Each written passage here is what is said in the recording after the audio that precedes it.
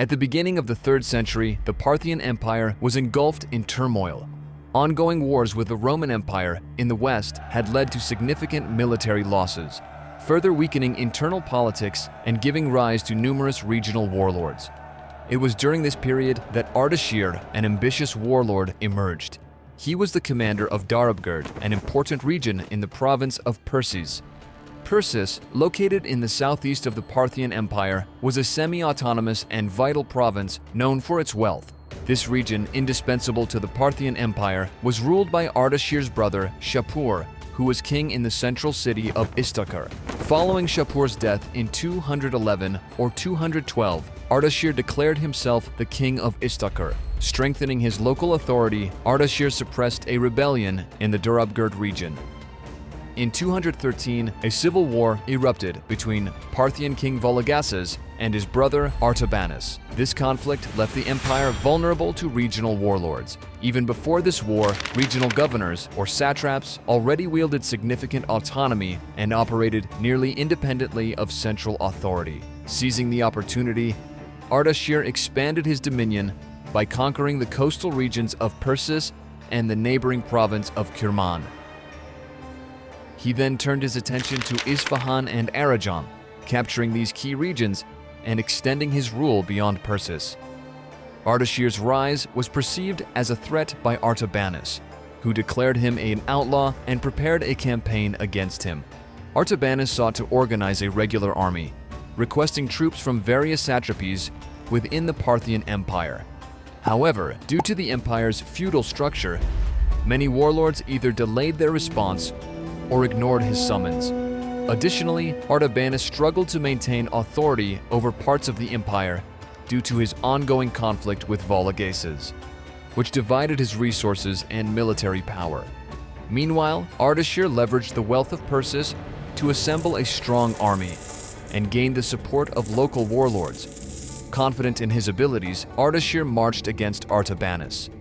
The two armies confronted each other near the Parthian border. Exploiting the disorganization within the Parthian army, Ardashir led his disciplined forces to victory. Unable to withstand the intense assaults, Artabanus' army suffered heavy losses and retreated northward. While Ardashir advanced further into Parthian territory, his forces were also weakened, prompting him to retreat temporarily to regroup. Despite 2 defeats, Artabanus had largely overcome his brother Vologases in the ongoing civil war and regained control over most of the Parthian Empire.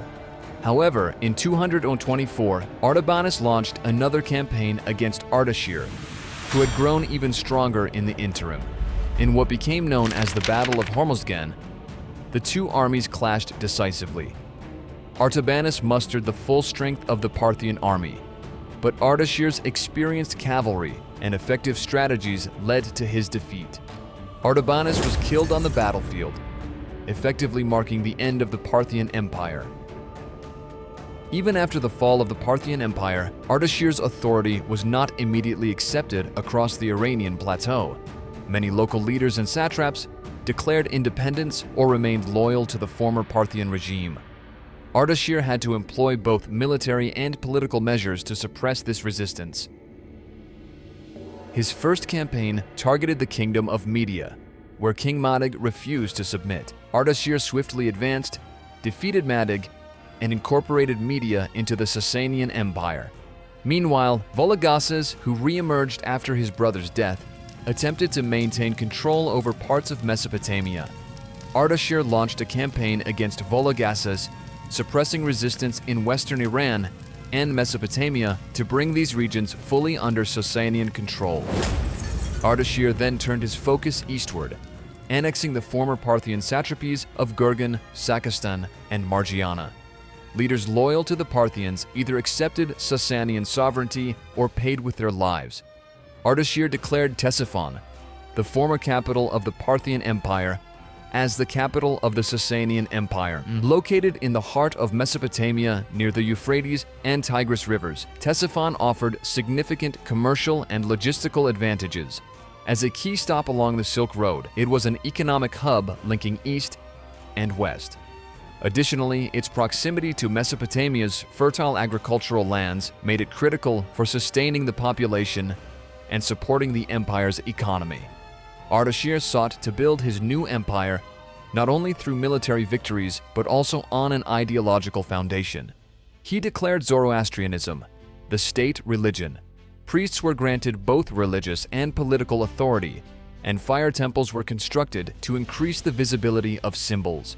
Zoroastrianism became Ardashir's source of legitimacy as he claimed the divine right to rule.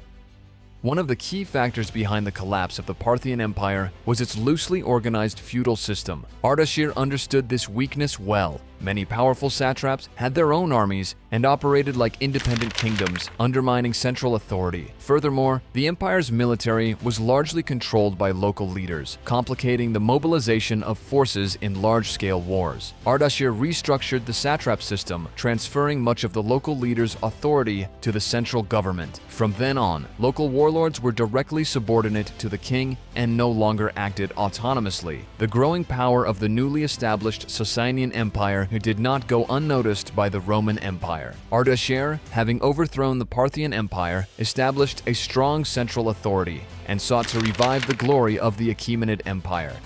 This posed a new enemy and threat to Rome's eastern borders. The issue of Armenia, in particular, brought these two great powers into direct conflict. Armenia was not just a buffer zone for the Roman and Sasanian empires, but also a region of immense cultural and military significance. Its natural geography made it a defensible fortress that was difficult to conquer. Additionally, trade routes passing through Armenia provided economic and strategic benefits. For this reason, both empires sought direct control over Armenia. Ardashir aimed to strengthen the Sasanian Empire and eliminate Rome's influence on its eastern borders by bringing Armenia under Sasanian control. However, this ambition was met with resistance from the Roman Empire, which supported local Armenian leaders to maintain its influence and halt the Sasanian advance. In 230, Ardashir launched a series of attacks on Roman-controlled territories in Mesopotamia. These assaults were not only aimed at achieving military dominance, but also at asserting the Sasanian Empire's claims in the region. Sasanian forces conducted persistent raids on key cities in Mesopotamia and attacked Roman garrisons along the eastern border. These attacks created a significant crisis for the Roman Empire's eastern defenses. Emperor Severus Alexander decided to launch a major military campaign to repel the Sasanian offensives and secure Rome's eastern borders. In 232, Severus Alexander began preparations, believing this campaign would re-establish Roman dominance in the region. Severus devised a comprehensive strategy against the Sasanian Empire, dividing his army into three main columns for simultaneous attacks. The northern column advanced through Armenia, aiming to threaten the Sasanians' northern flank. Securing Armenia would provide Rome with both strategic and morale advantages. The central column launched a direct assault on the heart of Mesopotamia, seeking to defeat the main Sasanian forces and capture the capital, Ctesiphon. The southern column moved through southern Mesopotamia to disrupt Sasanian trade routes and undermine their economic resources. However, Severus Alexander's plans failed to achieve the expected success due to Mesopotamia's challenging geography and logistical difficulties. Sasanian forces effectively slowed the Roman advance by employing guerrilla tactics. Ardashir's troops focused on ambushing Roman forces and cutting their supply lines, which proved highly effective in wearing down the Roman armies. The Roman forces suffered heavy losses due to harsh terrain, logistical challenges, and Sasanian resistance. Unable to sustain his campaign under these conditions, Severus Alexander was forced to withdraw his armies. This retreat marked a significant loss of prestige for Rome on its eastern borders and solidified Sasanian control over Mesopotamia. By the end of these conflicts, Ardashir had strengthened his dominance over Mesopotamia and solidified the Sasanian Empire's presence in the region. This victory was not only a military success, but also a testament to the Sasanian state's emergence as a regional power. The wars of 230 to 232 marked the beginning of centuries of conflict between the Roman and Sasanian empires. These struggles would shape the relationship between the two powers militarily, culturally, and diplomatically. Under Ardashir's leadership, the Sasanian Empire faced its first major test against Rome and established itself as a lasting threat to the Roman Empire in the East. In this video, we explored the foundation of the Sasanian Empire. If you enjoyed the video, don't forget to like and comment to support us. For more content, make sure to subscribe to our channel.